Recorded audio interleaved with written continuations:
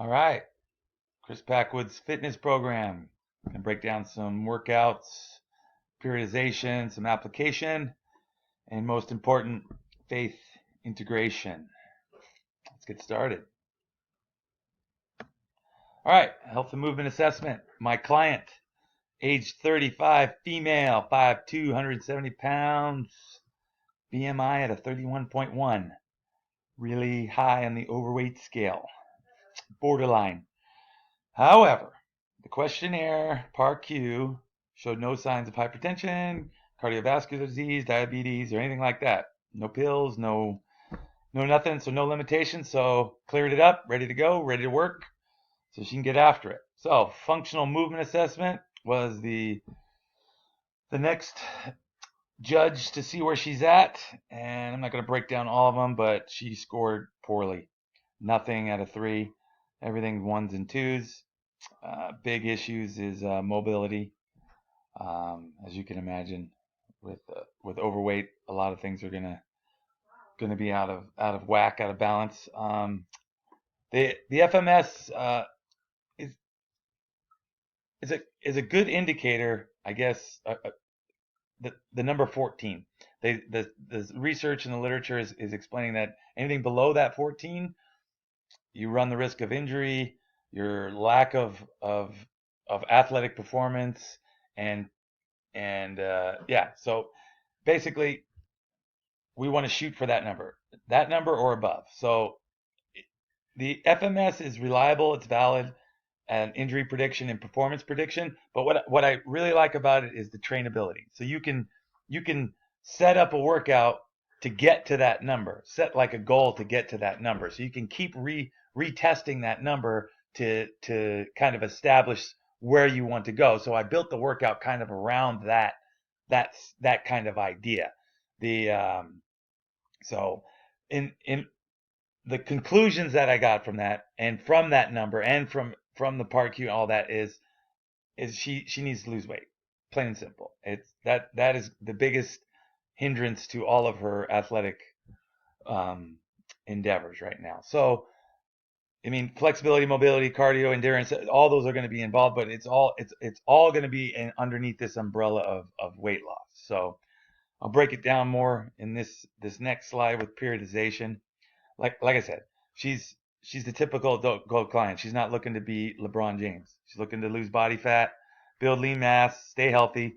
So the periodization, the progression is basically day by day, week by week, month by month, year by year. It's not going to go, we're trying to shoot for the premier season in soccer or something and trying to peak at midpoint. No, it's all going to be just simple, straightforward, um, yeah, as simple as it can possibly be. So it follows, the Jadwal adaptation syndrome, alarm resistant exhaustion, right? So we're going to apply some kind of resistance, and she's going to adapt, and we're going to see progression, hopefully, if she's consistent. So it breaks down to a 2-week mesocycle period with microcycles in between, with the unloading week that looks to allow adaptations to occur without hindrance. Okay, that's really important.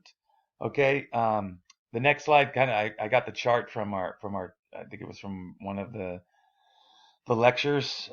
It's beautiful in how it breaks down, but I'll explain that later in the next slide. But what I really want to explain here is the exercises that I want to develop inside of this periodization. Okay, she's got core exercises and assistant exercises and a cardio exercise. So the core exercises, okay, big proponent of squats, deadlifts, and presses, because the main engines, her shoulders, her hips, her spine, and her core, are all lacking strength and mobility. So we're going to go after those religiously. Week by week, these are the ones that she has to do all the time. It's kind of monotonous, it's kind of boring, but it has to be done. In order for her to build a healthy all-around body, she has to do these religiously. Now, knowing that training can get kind of monotonous, I threw the assistant exercises in there for 2 reasons. Okay, there's 2 reasons for the benefits of bodyweight training. Okay, for one, she enjoys them. She's down with the P90X. She does HIIT training. She enjoys them. She gets into them, and there's a huge variety. I mean, there's millions of those exercises out there that she can do. Keeps it fresh, keeps it light, keeps it dirty. I mean, it has a cardio element to it. It has some strength, endurance to it. However, there's no real way to kind of scientifically see progression. So I'm going to see the progression through the squats, the deadlifts, and the presses, and kind of add that fun element that with the body weight training. Now the cardio, that progression, I'll explain that one later on the next slide. Okay, for the progression for the core exercises is after that unloading period, we're going to increase by 5 to 10 pounds on the squats, deadlifts, and presses. Okay, and then we're going to progress from there, and then progress from there, and just going to keep going from there, depending on how she feels. I'm not going to throw weight on there unless she does. If she struggles, it's maybe be a pound. I don't know. It's just not gonna. We're not gonna just progress for progression's sake. We're gonna be smart about it. We're gonna watch her, and we're gonna do that. Okay. So linear progression again. The assistant exercises. It's just about adding reps, and the cardio I'll explain later. So on the next slide, here it is. There's that beautiful chart. Simple. Doesn't get any better than that. Okay. That's the core exercise. That's how the core exercises are going to break down. The assistant exercise, like I said, adding more reps or more time to the workouts will increase intensity. The cardio one is the one I want to break down. I want her to eventually run a 9-minute mile. So in order to get there, I need to know where she's at right now. So if I take her out tomorrow, she runs the mile in 15 minutes, I will break it down from there. The progression will go from there. In 1 month, I want you down to 12, just depending on her heart rate. If her heart rate is if she's almost exhausted after that 15-minute mile, it's going to be a slow progression, but we have to read her body and we have to adjust accordingly because the body adapts different ways to different people. We all know that. So that will be the three. Wrapping that up, there's a lot on there. So I just want to make it clear. There's going to be core exercises, there's going to be assistant exercises, and there's going to be a cardio element to it. All separate, but all combining kind of in the same areas. And hopefully to make an all-around fit young lady at the end of it all. So let's move along. Okay, my videos, I'm just going to tell you right now, you're going to have to click on them, but I broke this list down. I did the back squat and the clean and press because I think they're just beautiful workouts for it's just a complete body workout. It's just awesome the way that it affects and adapts the muscles of the body. But I broke this list down on the left here is basically the back squat. What I'm hoping to touch on all points, but I'm not perfect. I may miss one or two, but I'm these, if you want to go over them yourself and read them, I kind of broke them down to where they're digestible and maybe easy to remember, and you can use them as cues as you're working out. But to kind of briefly summarize this is all these cues and all these anatomical focus and maintaining a neutral spine and breathing and all that stuff, is I want her to develop the kinetic sense of the lift. So I want her to have almost an out of body experience when she does the back squat, where she actually can picture herself doing the perfect squat, and she knows sinking down. She knows her hips are below her knees. She knows she's got a neutral spine. She knows her hands are good. She knows without somebody cueing her. So all I have to do is just clean up little things and just kind of motivate her. Because once weight starts getting higher and higher and higher, that's what you need. You need somebody cheering you on to lift, say you're deadlifting, 300 pounds or something like that. It's a ridiculous amount of weight.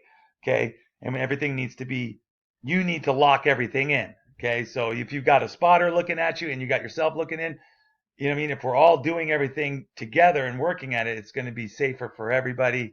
And we're going to progress the way that God intended. So if you can, just go on those videos.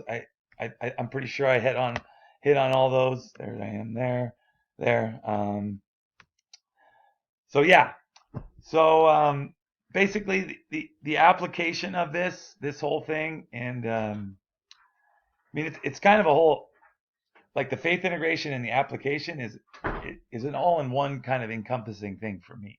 I mean, the Lord is and does what He does, and whatever area of life that we find ourselves in right now, in my area right now, I'm doing a lot of coaching with kids. I'm doing a lot of soccer teams and stuff like that. So this is, I mean, this is part of it. You know, I mean, I can't tell you how much it helped me in working with my kids right now, and how many things I was doing wrong. And now that the research has opened my eyes, it's a beautiful thing to be able to do that, and it's by His grace and it's by His mercy.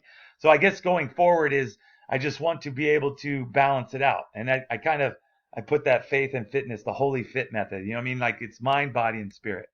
I mean, those are all three working as one into this beautiful kind of symphony of workouts and faith and encouragement. It's just, it can be done in a beautiful way. So whatever I'm doing coaching wise, I don't know where the Lord is leading me. I'm taking these classes, I'm in good spots, but only the Lord can take me where I kind of need to be, where He wants me to be. So I kind of, I mean, it's hard. I trust Him, and hopefully, you know, I mean, gaining this knowledge, He'll be able to use me as a tool and be able to help people um, uh, further their progression through their fitness, whatever fitness they want to do. So the faith integration, the last part, I want to understand that fitness applies to the mind, body, and spirit, like I explained. And what we got to understand is that the health of these three are all under attack. Okay, you just open your eyes, and we are under attack on so many levels, especially our health. So I want to create an inviting environment that is full of grace, mercy, and compassion. I want to create workout plans that fit the individual. I want to being flexible and educated about a variety of ways to meet a variety of needs. I mean, be that person to somebody. I want to be able to have enough research. I want to be able to adapt to their needs. You know what I mean? To be where they're at. And that's where I kind of, I I want this whole fitness program to kind of lead me to. So these three verses, Luke, Hebrews, and John. Luke 21:19, but not a hair of your head will perish, but by your endurance will gain your lives. Okay, this is a battle, especially if we're going to be integrating faith into this, because people just aren't having faith right now. So if somehow we're going to integrate this into the health and wellness of our nation, we're gonna be under attack, and we're going to be persecuted for it, and we should be, you know, trusting the Lord, and He's telling us there to be okay. You know, I used the fitness term there, by your endurance, you know. So Hebrews 13:9, do not be led astray by diverse strange teachings. Okay, you know, I mean, I put the context in red. Context: sacrifice is pleasing to God. I mean, what are we doing it for? Are we really doing it to get a bunch of clients and make millions of dollars and be on the cover of Beachbody, or are we really looking at people as the Imago Dei, the people made in the image of God that are hurting, and we have tools and resources and knowledge now to help them become healthier people and to have a better quality of life and to experience God the way that we all experience it. So I that's where we want to be. I mean, sacrifice is pleasing to God. Do it for the right reasons. Do this fitness stuff for all the right reasons, not for fame, money, and glory. Okay. So, and then the last one, I kind of want to finish this, is John 4:23. But the hour is coming, and now here, when the true worshipers will worship the Father in spirit and truth. For the Father seeking His people to worship Him, God is spirit, and those who worship Him must worship in truth and spirit. Now, what a beautiful thing, truth and spirit, and that's what I want this whole workout thing to be about. This whole faith integration, this whole mind, body, spirit. I want it to be in this context, that Jesus is starting His ministry. The reason now is this, for beginning of this journey to the cross, to prove what He says. You know what I mean? It's John 3:16 was right before this verse. I mean, he knows where he's going. He knows that it's going to be tough, but he knows it's God's will, and he knows that God will bring him through it. And at the end, I mean, it was all worth it. It was all worth all the pain and all the suffering and all of this stuff.